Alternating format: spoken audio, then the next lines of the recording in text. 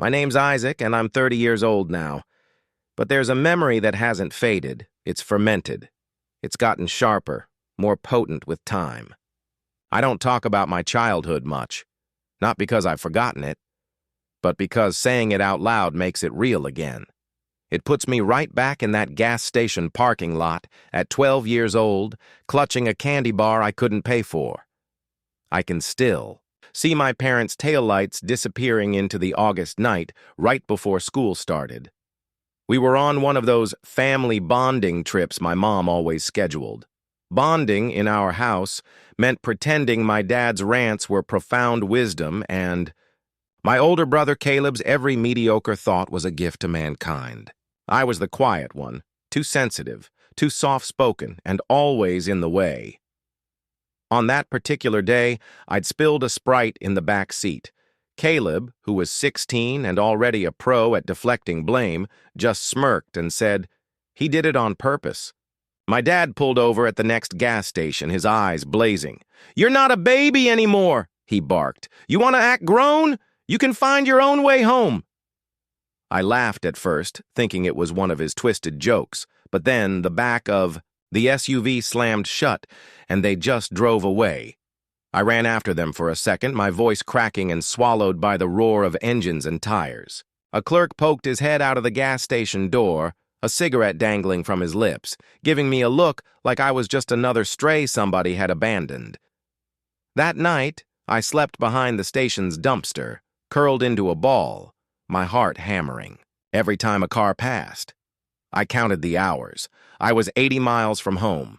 No money, no phone, not a single soul to call. The clerk refused to help, muttering, "This ain't a daycare, kid." I didn't cry.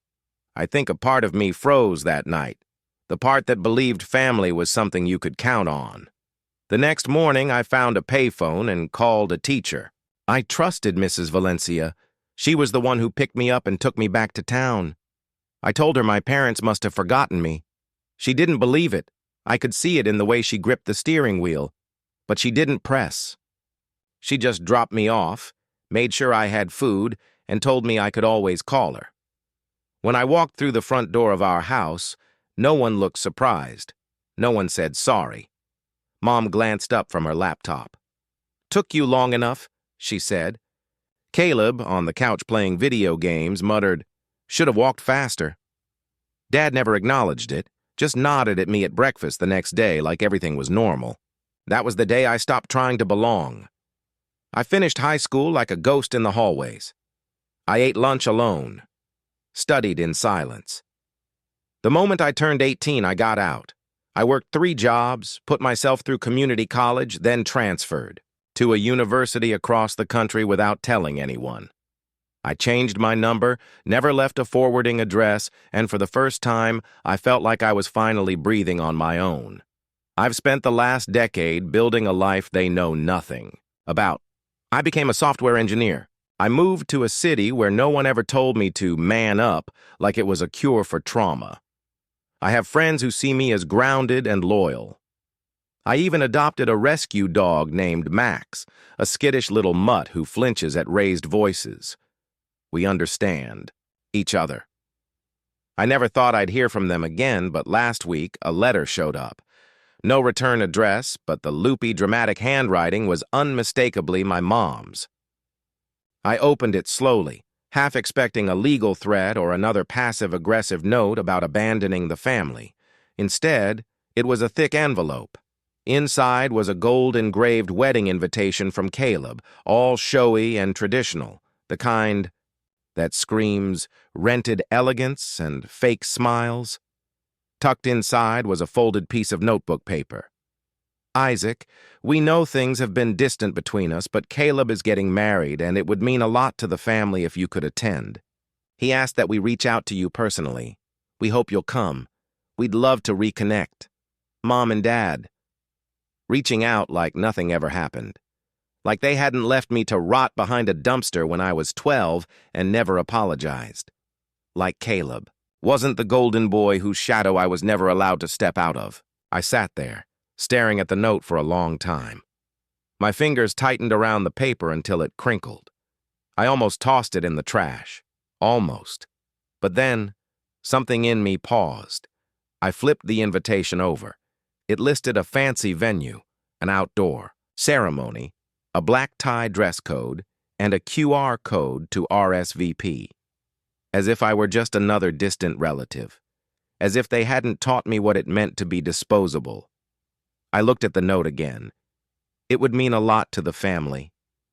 Interesting, because I wasn't the same kid they dumped on the highway.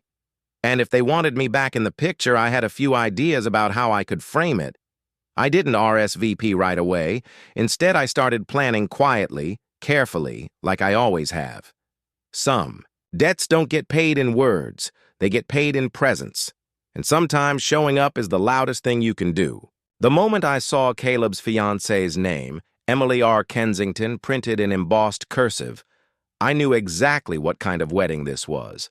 Upper-middle-class perfection, lawn games, a live quartet, and personalized cocktail napkins. The Kensingtons were local royalty in my hometown. Old money, old gossip, old grudges. I remembered Emily vaguely from school, always dressed like she was heading to church or a job interview, even at 15. The kind of girl who never had to fight for attention, because it was given to her like an inheritance. So Caleb landed her. Of course he did. The charming older son, the quarterback smile, the son my parents orbited around like he was the sun. They probably wore their approval of her like jewelry. I looked her up online that night. She was everything you'd expect. Dental school graduate. A curated Instagram with inspirational quotes, engagement photos under a tree that looked like it was from a wedding magazine. And there, buried in the tags of one post, was a link to their wedding website. I clicked it. Welcome to Caleb and Emily's big day. It listed the countdown, the venue, the registry, and the dress code.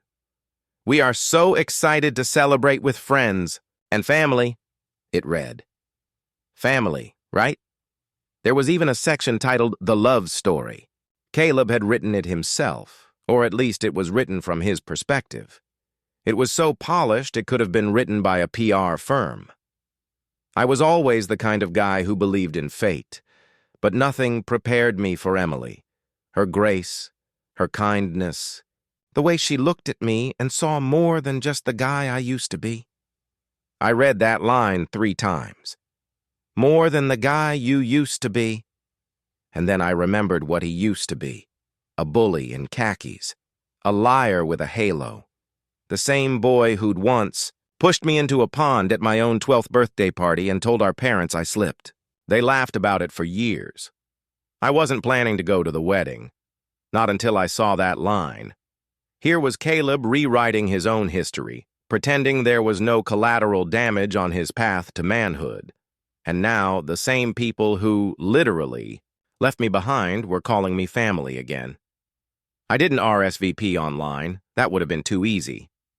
Instead, I used an old college friend who worked in logistics to send me a high-end, custom-fit midnight blue suit with a vest that looked like it belonged in a James Bond film.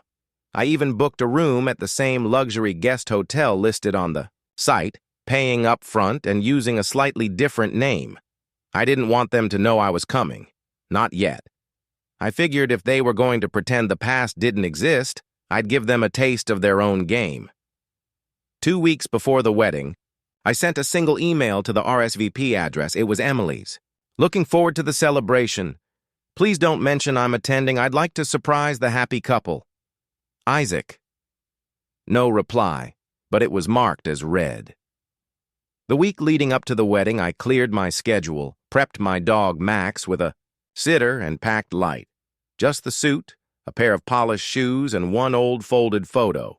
It was me at 12 standing outside that gas station with a backpack and a blank stare. Mrs. Valencia had taken it the morning she picked me up and mailed it to me years later with a note that simply said, "You survived." I wasn't sure what I was going to do with it yet, but it felt right to bring it. When I arrived at the vineyard the day before the wedding, the place looked like a movie set. Rolling hills, polished wooden beams, fairy lights strung through archways. Perfect weather. Perfect people. Every detail was calculated to broadcast warmth and elegance, but the kind that excluded people like me by design. The rehearsal dinner was in full swing. I watched from a quiet corner of the outdoor terrace, sunglasses on, my suit jacket folded over my arm. No one noticed me at first, and then I saw her. Mom. She looked thinner than I remembered, like a balloon that had slowly deflated but was trying to maintain its shape. Her hair was a deeper brown, almost reddish, and she wore a pearl necklace that clashed with her sunburned neckline. She was laughing, that high, brittle laugh that always sounded like she was trying to convince everyone she was fine. Beside her was Dad, wearing a blazer that probably still had the same money clip in the inside pocket, the one he used to flick open dramatically whenever he wanted to remind us he was providing. His face was puffier than I remembered, like life had finally started pushing back. They were talking to Emily's parents, smiling, shaking hands, and praising Caleb with that same sugary tone that once made my skin crawl. I didn't approach them. Not yet. But then Caleb turned, and for the first time in almost 2 decades, we locked eyes. His face dropped. Not enough to alert anyone else, but I saw it. The flicker, the unspoken, "What is he doing here?" that passed across his perfectly groomed expression. He raised a glass at me, hesitated, then quickly turned away like he hadn't seen me at all. But I knew he had. And more importantly, I now knew he hadn't told them I was coming. I slipped out before the toast and walked back to the hotel, my heart buzzing with adrenaline. My hands were shaking slightly, not with fear, but with anticipation. They had asked me to come. They wanted me to be part of the family again. I was about to show them exactly what that meant, and I hadn't even opened my mouth yet. The morning of the wedding arrived, cloaked in mist and tension. I stood at the floor-length window of my hotel room, watching fog roll across the Vineyard Hills. I barely slept, not from nerves, but from memory. My mind replayed it all like a silent reel. The cold pavement behind the gas station, the look on Mrs. Valencia's face, the silence at home when I returned. I ironed my shirt slowly, deliberately, pressing out every crease like it was a scar I could flatten. Then I reached for the old photo, folded, faded, 12-year-old me staring into the distance, eyes wide with something between fear and disbelief. I slid it into my breast pocket behind a silk square, close to my chest. The shuttle to the vineyard was full of guests who didn't know me. Distant cousins, old neighbors, Emily's college friends. Everyone chattered about the venue, the view, the dress. No one looked my way. I preferred it that way. When I stepped off the shuttle, the place had transformed. White chairs fanned out across the grass like dominoes. A floral arch stood center stage, thick with ivory roses and pale greenery. Classical music floated in the air, and waiters passed around glasses of Prosecco. It was stunning. I kept to the back. I saw them again. My parents, now seated in the front row, beaming at guests and shaking hands with the officiant. Dad laughed too loudly. Mom clutched a bouquet of white lilies that didn't suit her at all. Caleb stood to the side in a tailored tuxedo, talking to someone I assumed was his best man. Emily hadn't appeared yet. That's when it happened. An older woman, elegant, silver-haired, in a navy blue dress, approached me. She stared at me for a beat, then smiled politely. "You must be Isaac." I blinked. "I am." "I'm Evelyn Kensington, Emily's mother." "Of course." I straightened slightly and extended my hand. She took it with grace, but also something else. Curiosity. "Caleb told us you might be here. I just wanted to say thank you for coming." My guard went up instantly. "He told you I might come?" She nodded, her smile tightening. "He said there had been some distance, but he hoped this would be a step toward healing." I could have laughed, but I didn't. Instead, I said, "He's an optimist." She smiled again, more awkwardly this time. "Well, regardless, welcome. And if you need anything, please don't hesitate to ask." I watched her walk away, her heels digging, slightly into the grass. So, Caleb had told Emily's side of the family, but not mine. Interesting. The ceremony started like any other. Gentle music, guests shifting in their seats, the officiant clearing his throat. Then Emily appeared, glowing, perfect, exactly the image you'd expect. The crowd's collective breath drew in and held. She walked down the aisle to soft applause. Caleb waited under the arch like a prince accepting his crown. I watched it all from the back row, silent. The ceremony was short and predictable. Vows, nervous laughter, I do's exchanged like currency. Then came the announcement, the kiss, and the clapping. And just like that, they were married. The reception was where it all started to unravel. It was held in a massive glass-walled hall overlooking the vineyard. Chandeliers hung like frozen waterfalls. Every table had a centerpiece of orchids and floating candles. Guests were directed to their seats via printed calligraphy cards. Mine didn't exist. I wandered casually to the table where my parents sat. An empty chair was beside them with a name card reserved for family. I hovered. Mom's eyes landed on me. "Oh, you made it," she said, sipping wine, not even standing up. "Apparently," I said. Dad didn't speak. He looked at me, his expression unreadable, then leaned back slightly as if I were a question he didn't want to answer. "I didn't see a seat card for me," I said calmly. Mom shrugged. "Must have been a mistake. Maybe you're at one of the other tables. We didn't handle the seating arrangements." "Sure you didn't?" I glanced around. The tables were nearly full. Laughter rose from all directions. Then I spotted Caleb across the room, deep in conversation with Emily and two older gentlemen in tuxedos. He saw me. He didn't smile. Instead, he walked directly toward me. "Hey," he said, dropping his voice low. "Glad you could make it." "No thanks to you," I replied. He exhaled. "Listen, I didn't think you'd actually come. You invited me." I asked, "Mom and Dad to invite you. That's different." My jaw clenched. "I figured you'd see the invite, toss it, and move on like you always do," he said. I looked at him, really looked at him. Tan, styled, confident, a man who'd never truly paid for anything in blood or silence. "I came because I wanted to see if he remembered," I said quietly. "Remember what?" I didn't answer. I reached into my jacket and pulled out the photo. I held it up, letting it speak for itself. His expression shifted, subtle but real. His eyes darted to the photo, then to my face, then back. He swallowed. "That was years ago." "Yes," I said. "And you never said a word, never told them to turn back, never checked if I made it home alive." He looked around like someone might overhear. "Isaac, it was one bad night. You were dramatic even then. I thought you were over it." "Over it?" Something inside me stilled. "I'm not here to ruin your wedding," I said. "You can relax." He gave a short, hollow laugh. "Good. But I am staying until the speeches." He looked at me again, as if he wasn't sure if I was bluffing. I wasn't.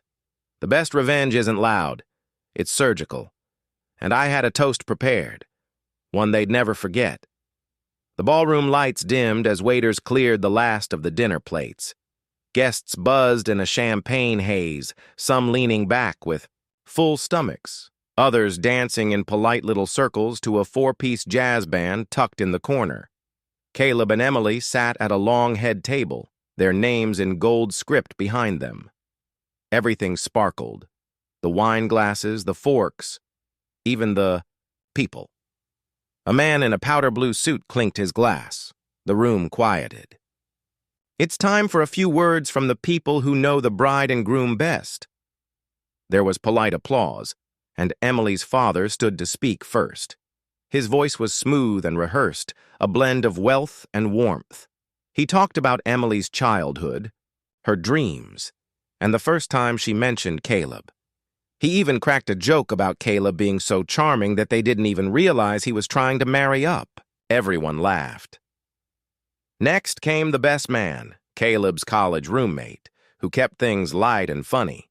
He talked about frat parties, Caleb's inability to cook, and how lucky he was to have found Emily.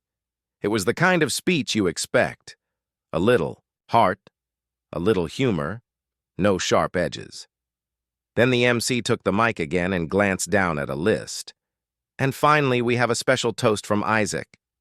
The room went quiet. Mom shifted. My parents froze mid-sip. Caleb's jaw tightened. Emily blinked, in confusion, and I stood up. I walked slowly to the mic, ignoring the awkward shifting around me. A few guests whispered. Some looked puzzled. Others simply stared, unsure of who I was or why I was speaking. I tapped the mic once. It rang through the room. "Good evening," I said, my voice steady. "I'm Isaac, Caleb's younger brother." A few. Heads turned sharply now. The words landed like a ripple in still water. I could almost hear the murmurs begin to circulate. "He has a brother?" "I wasn't sure I was going to come tonight," I continued. "In fact, I spent the last few weeks thinking about whether I should. You see, I haven't spoken to my family in 18 years. Silence. Not the good kind. The kind that sucks the air out of the room. I got a wedding invitation out of nowhere. No call, no email, just a card and a note that said, "It would mean a lot to the family if you came." I let the words sit. Then I pulled the photo from my pocket. This is me at 12 years old. I held it up between two fingers. Guests craned their necks to see. This was taken the morning after my parents left me at a gas station 80 miles from home. I had spilled a soda in the car, and instead of scolding me, they left, told me to man up and figure it out. The crowd shifted, uneasy glances and the sound of a wine glass being gently set down. They didn't come back. They didn't call. I slept behind a dumpster. The only reason I made it home was because a teacher picked me up the next day. I never got an apology. Not from my parents. Not from Caleb. And until this wedding invitation arrived, I thought they were all perfectly happy pretending I didn't exist. I looked at my parents. Dad's face was pale. Mom's mouth hung slightly open as if she were trying to summon a response but couldn't find one fast enough. "Now, I'm not here to ruin anyone's evening," I said. "Emily, you seem lovely. Your family has been kind and welcoming. And Caleb, well, you've always known how to put on a good face." That line hit hard. His expression cracked for just a moment. But I think weddings are about honesty, about truth. And it wouldn't be honest if I stood here tonight pretending that we were ever close, or that I grew up in a house where family meant protection, not survival. The room was stone silent now. People barely breathed. I was invited to this wedding to play a part in a picture-perfect day. A prop, really, a brother-shaped placeholder. I looked back at Caleb. "So, consider this my gift to you." I placed the photo on the head table, right in front of him. A reminder of what family looks like when you turn your back on it. Then I turned slowly and walked away from the mic. No applause, just stunned silence and a few audible gasps. As I walked past my parents' table, I heard my mother hiss my name, barely a whisper. My father started to rise, but I didn't stop. I didn't look back. I exited through the side of the hall and walked out into the cool night. The music was now distant behind me. I wasn't angry. I wasn't shaking. I was free. But freedom is a strange thing. It doesn't always come with peace right away. Sometimes it just leaves a silence behind, the kind that makes you wonder what happens next. I had made my move, but the fallout was still coming. The drive back to the hotel was quiet. No jazz band, no clinking glasses, no performative laughter echoing off marble walls, just the hum of tires against the gravel and the low roar of my thoughts catching up with me. I didn't go back to my room right away. Instead, I took a walk down one of the vineyard trails behind the hotel, winding between rows of dark grapevines under a moonlit sky. The tension in my chest unraveled thread by thread with every step I took away from that wedding hall. I could still hear my mom's sharp gasp, see Caleb's carefully composed face fracture in real time, and feel the confused stares of strangers, trying to connect the dots of a family photo that had been deliberately erased.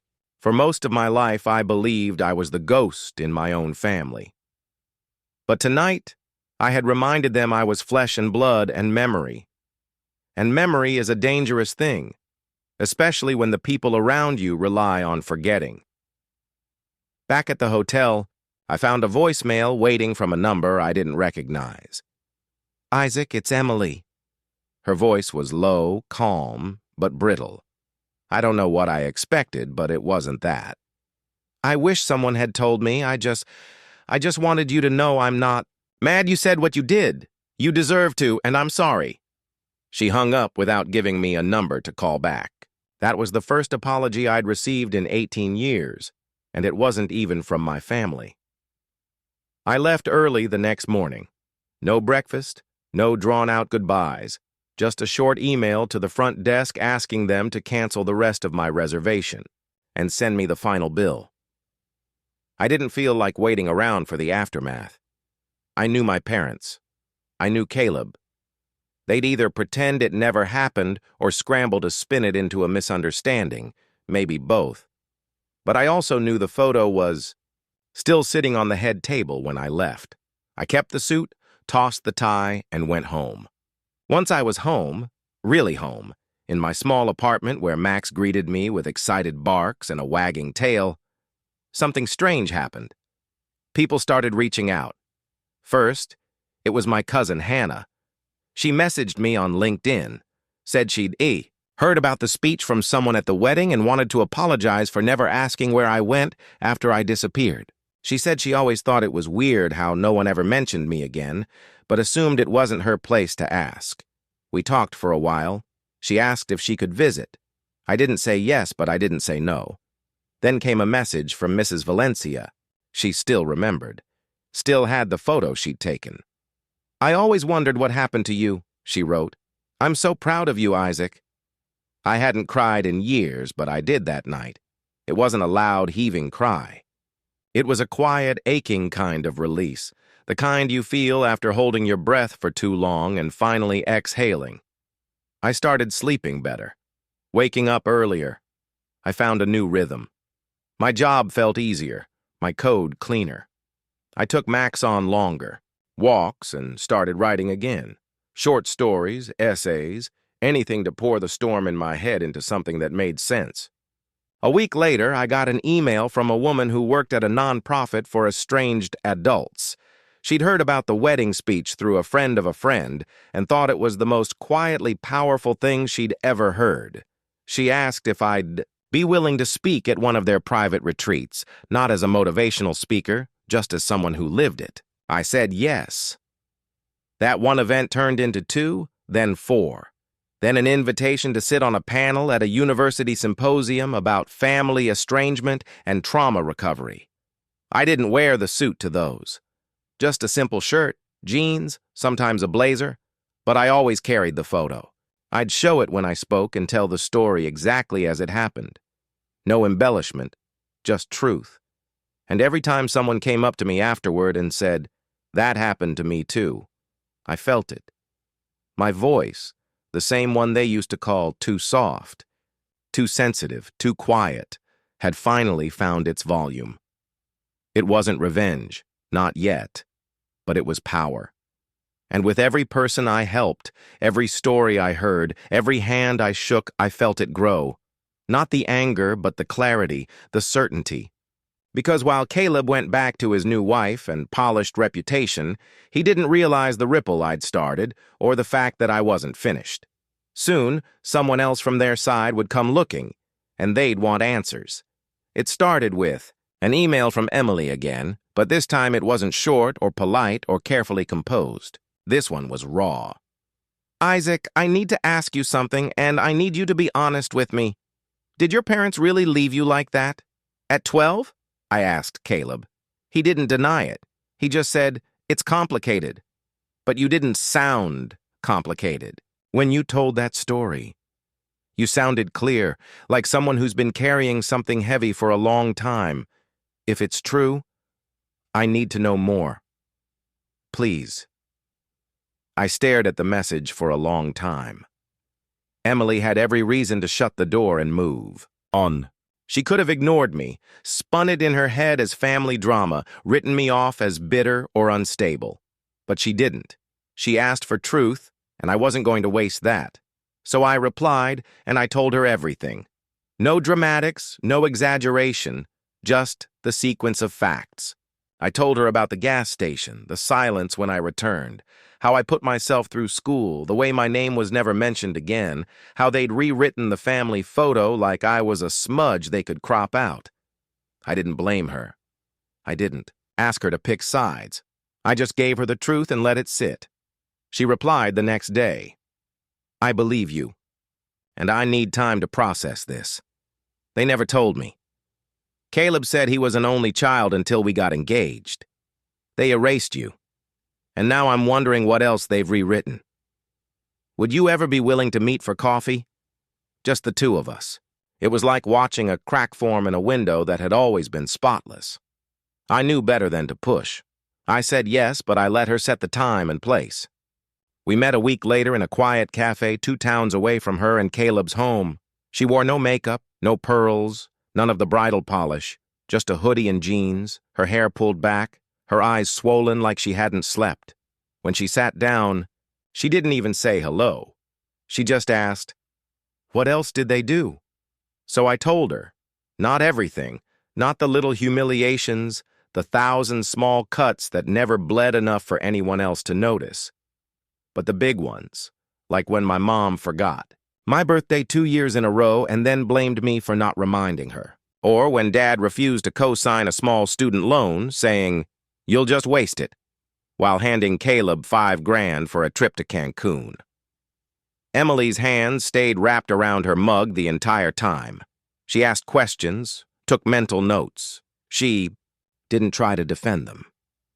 She just listened. Finally, she said, they called you a ghost at the wedding. That's how Caleb explained it. He said you vanished when you were a teen, said you always had a flair for the dramatic. I blinked. They used the word ghost? She nodded. I couldn't help but laugh. Not because it was funny, but because it was so absurdly perfect. They didn't lose a son, I said. They buried one. Emily went quiet, then leaned in, her voice low. You know what scares me most? I waited. She whispered, what if they do that to our kids someday? And there it was, the shift. The doubt had taken root, and Caleb didn't know. Emily stood before she could say anything more. She said she needed time, said she was grateful, said she wasn't ready to talk to him just yet, but she'd be in touch. That was 3 days before I got a letter in the mail. No return address again, just like before. But this time, the handwriting wasn't my mom's, it was my father's. Inside was a note scrolled in rigid, uneven letters. Isaac, I don't know what you think you're doing. This isn't helping anyone. You're bringing shame on the family. Let it go. If you keep stirring things up, there will be consequences. We gave you a second chance to be included. Don't make us regret it. Dad. There it was. No apology, no regret. Just a threat disguised as dignity. I sat with the note for a moment. Then I placed it next to the photo of 12-year-old me. 2 artifacts of the same legacy. And I smiled because now I had what I needed. Proof. Words written by his own hand, revealing exactly who he was and still is. I scanned the letter, saved it to a secure folder, and backed it up to 2 cloud drives. Then I picked up my phone. I called a journalist, someone I'd met at one of the trauma panels. She'd told me once, if you ever decide to share your story, I'll help you do it right. She answered on the first ring.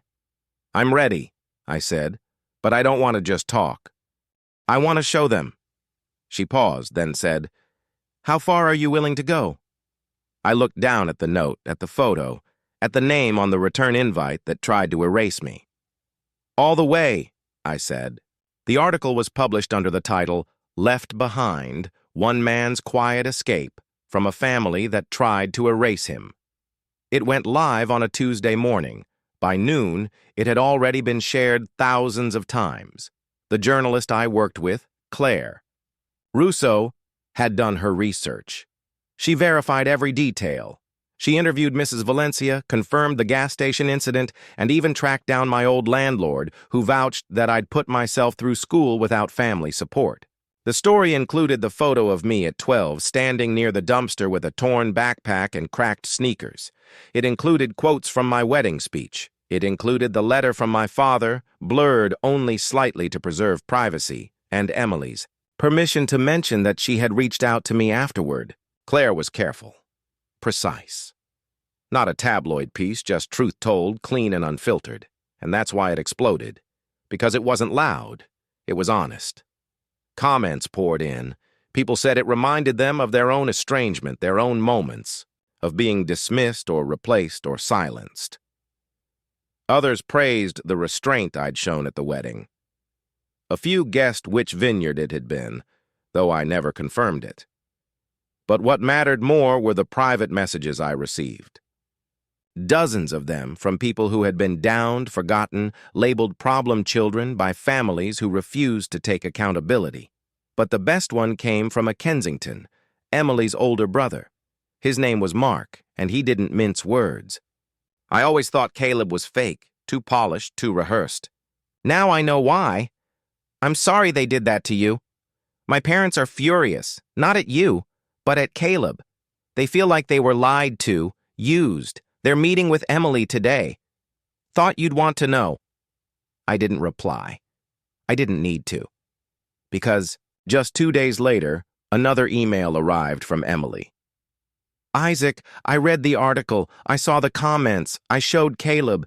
He exploded. Said you ambushed him. Said you made it all sound worse than it was, but you didn't. You didn't even share everything. And that's what made me realize you're telling the truth. He asked me to choose. I chose. I'm staying at my parents' place for now. The marriage is being annulled. I'm sorry it had to happen like this, but thank you for not letting me step into that lie with blinders on. Emily. I read the message 3 times. Then I closed my laptop and sat in silence for a long while. Because I wasn't celebrating. I wasn't gloating. I was remembering. I was remembering the day I stood in our hallway at 12 years old, holding a gas station candy bar in my hand and thinking, they have to come back. They have to. And now, nearly 2 decades later, the family that left me behind had finally tasted what it meant to lose control of the story. It wasn't over. 3 days after the article dropped, my parents called. I don't know how they got my number. Maybe through an old contact, or maybe they finally started paying attention to the places I'd spoken at. But when I saw unknown number, I let it go to voicemail. Then I listened. It was my mom. Her voice was trembling, not with sadness, but fury. Isaac, how dare you? We invited you. We tried to be civil, and you humiliated us. You've ruined Caleb's life. Emily's parents are threatening legal action over the gifts, the deposits, the reputation. You think this is justice? It's cruelty. Vindictive, petty cruelty. I hope you're happy. I hope you're proud of yourself. Then my dad got on the line. His voice wasn't angry. It was quiet, almost defeated. You always were too soft. I should have known you'd grow into the kind of man who'd twist a moment into a weapon. Congratulations. You've destroyed your family. Don't ever call us again. Then he hung up. I stared at the wall for a while, wondering if the words would sting, if they'd echo like they used to. But they didn't. Because I didn't destroy my family. They destroyed the version of me that still needed them. And that was the difference. I stood up, walked to my desk, pulled open the drawer, and took out the photo one last time. the 12-year-old boy who had no idea what he would grow into. I smiled at him. Then I put the photo away. Not because I was burying the past, but because I'd finally finished writing the ending. The fallout didn't arrive all at once. It came in fragments. First, it was whispers, mutual acquaintances from my hometown reaching out, people I hadn't spoken to in over a decade. Some messaged me privately with shock, others with guilt. I had no idea. I thought you moved for college. Your parents always said you were difficult. Then came the social media shifts. My parents, who'd spent years curating their image online, suddenly went dark. Family photos began disappearing from their pages. The proud parents of Caleb and Emily banner vanished. And the most telling sign, Caleb's entire wedding album, was deleted overnight. No explanation. Just gone. I found out later through a quiet LinkedIn update that Caleb had taken a leave of absence from his company. Personal matters, the blurb read, but I knew better. Emily had followed through with the annulment. She moved in temporarily with her brother and eventually returned to her studies. She sent me a short message weeks later. I'm rebuilding. It's messy, but it's mine. Thank you again. I hope you're doing okay. I was better than okay, actually. The nonprofit invited me to become a regular contributor. I began working with them part-time, helping organize outreach for other estranged young adults. I started writing not just articles, but a book. The working title, Ghost Son: What Happens When They Pretend You Never Existed. I didn't write it for revenge. I wrote it for the kid I used to be. For the kids still out there quietly packing a bag they'll never unpack because they're afraid even their footsteps are too loud. One day I received a letter. Not from my parents. Not from Caleb. It was from Mrs. Valencia, still written in her loopy, generous cursive. Dear Isaac, I clipped out your article and read it twice. Then I put it on the wall of my classroom, right above the desk where I keep extra snacks for students who never bring lunch. I tell them about you sometimes, not by name, but your story, that sometimes being kind isn't just about helping someone up. It's about remembering them when everyone else forgets. I'm so proud of you. Love, Mrs. V. That one made me cry. Not the silent tears I was used to, but real ones. The kind that cracked something open inside. Because for the first time in my life, I didn't feel like I was proving anything anymore. I wasn't a shadow. I wasn't the forgotten. I was here. I had survived. And now I was living. So when people ask me how it felt standing in front of my family and showing them the truth, I just smile. Because the truth, the best revenge, isn't watching them crumble. It's watching yourself rise in full daylight while they're still trying to rewrite the dark. And I've never looked back.